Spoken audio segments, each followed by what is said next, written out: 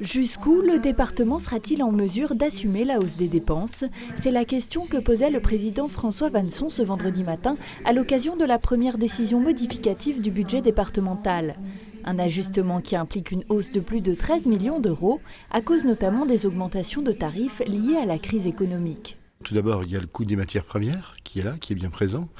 Le coût des fluides à l'échelle d'un département, ce n'est pas rien. Nous avons 425 000 mètres carrés de bâtiments, donc il faut les chauffer, il faut les entretenir, etc., etc. Ensuite, il y a toute l'énergie, nos agents qui sont sur le terrain, que ce soit les routes, nos véhicules de chantier, etc.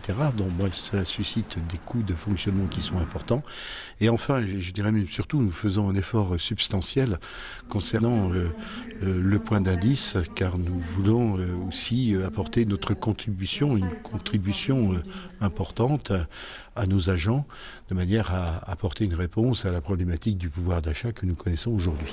Une revalorisation d'1,2 million d'euros en l'occurrence pour répondre aux mesures imposées par le Ségur de la Santé.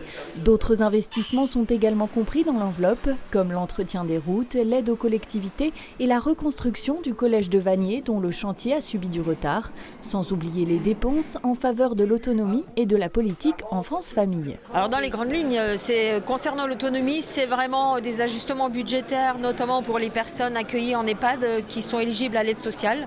Le constat qui est fait, c'est qu'on assiste à une paupérisation des personnes âgées en établissement et bien évidemment le conseil départemental se doit d'accompagner financièrement les personnes qui sont accueillies dans les établissements avec bien sûr cette aide sociale. C'est un clignotant que nous devons garder en tête pour les années futures au regard de la démographie vosgienne et bien évidemment du vieillissement de notre population. Des problématiques prises à bras-le-corps par le Conseil départemental et qui seront probablement aussi au cœur des préoccupations à l'Assemblée nationale. François Vanson, qui endosse également le rôle de président du parti vosgien Les Républicains, s'avoue satisfait à l'issue des législatives.